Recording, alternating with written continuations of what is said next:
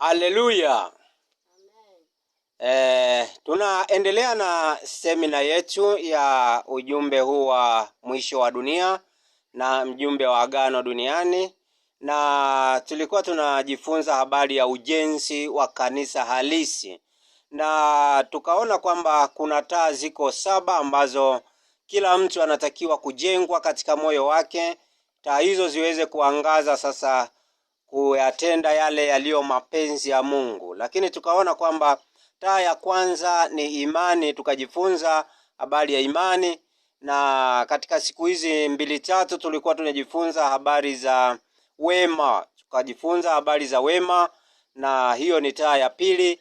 Lakini leo tutaangalia kidogo habari ya maarifa. Ni somo refu sana, tutajifunza kwa muda mrefu sana maarifa, kwa sababu hapo ndipo mahali ambapo shetani ameteka fikra za watu na kuwaharibu watu wasiweze kumuona Mungu, wasiweze kuingia katika uzima wa milele, na kuwafariji tu katika faraja zake za uongo, na watu wanaangamia kushuka kuzimu.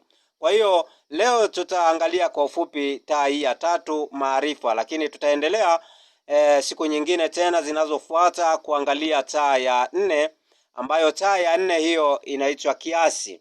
Taa ya 4 inaitwa kiasi. Tutaangalia habari ya kiasi, lakini silo tu. Taa ya 5 tutaangalia taa ya 5 inaitwa saburi. Taa ya 6 inaitwa utauwa. Na taa ya 7 inaitwa upendano wa ndugu. Tukishafikia pale kwenye ule upendano wa ndugu, tayari tunakuwa tumezaliwa mara ya pili. Tunajengwa katika ule msingi ulio imara, msingi wa mitume na manabii, msingi wa Kristo ambayo ni upendo. Tafikia hapo tayari utakuwa umenyakuliwa kuingia katika ufalme wa Mungu. Lakini bila kufikia pale huwezi ukanyakuliwa kuingia kwenye ufalme wa Mungu. Mafundisho ya unyakuo yamekuwa yakifundishwa tofauti sana na ukweli jinsi ulivyo. Tutajifunza habari ya kunyakuliwa kwa kanisa jinsi tunavyoendelea namna hiyo. Lakini kitabu cha waraka wa pili wa Wakorinto, mlango wa 2 mstari wa 4, hapo tutasoma habari ya somo hili tulilonalo, somo la maarifa. Waraka wa pili wa Wakorinto,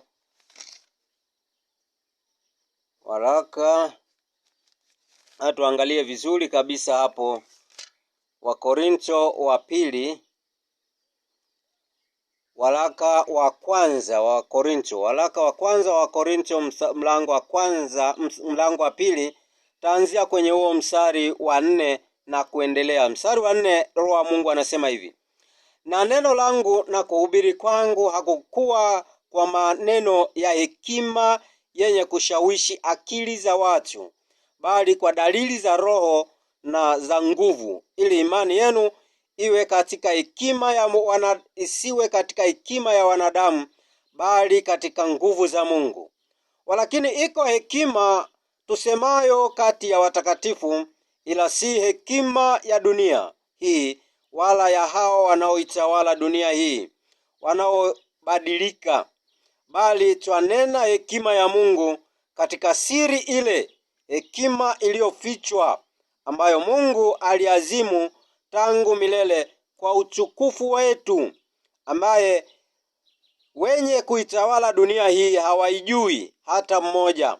Maana kama wangelijua wasingemsulubisha Bwana wa utukufu.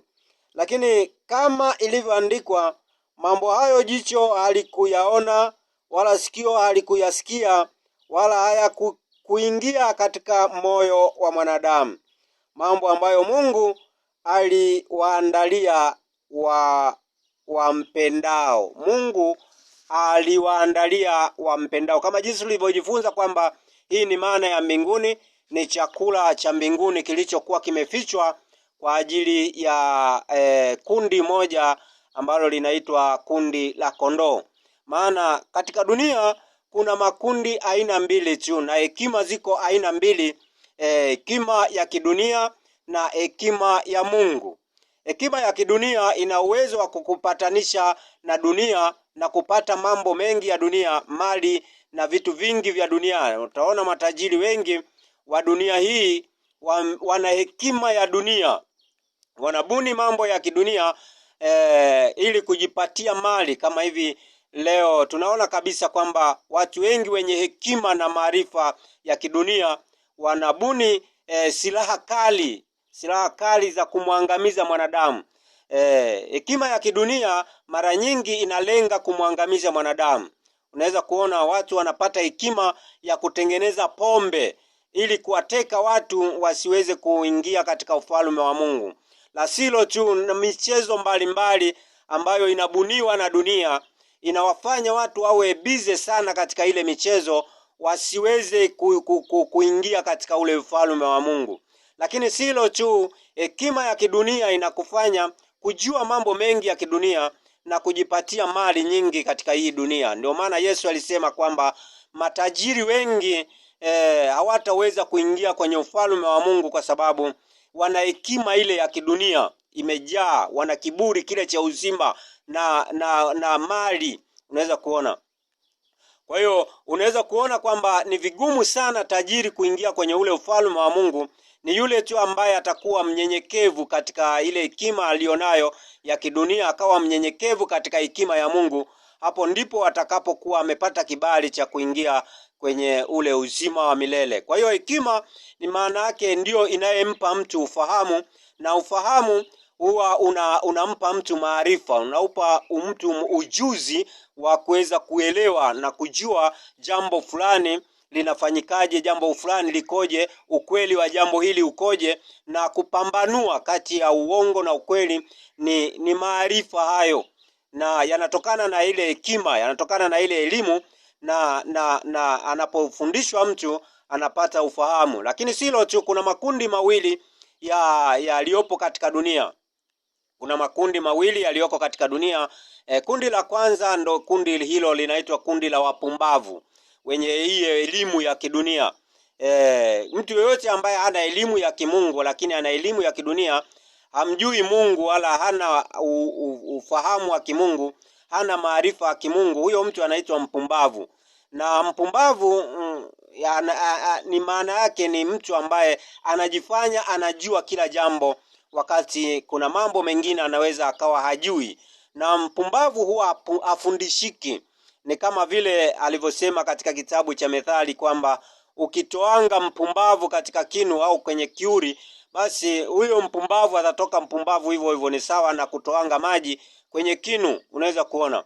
Ndio maana sasa anaitwa anakuwa na ile elimu ya kidunia, hafundishiki. Kila jambo anajifanya anajua. Lakini kuna kundi la pili, kundi la wajinga. Mjinga ni mtu ambaye hajui jambo lolote, lakini akifundishwa, akipewa elimu fulani, ule ujinga unafutika, anaelewa, anakuwa ni mtu mwenye hekima ambayo itamsaidia baadaye, anakuwa na mtu mwenye maarifa. Kwa hiyo kuna maarifa ya Mungu na kuna maarifa ya kidunia.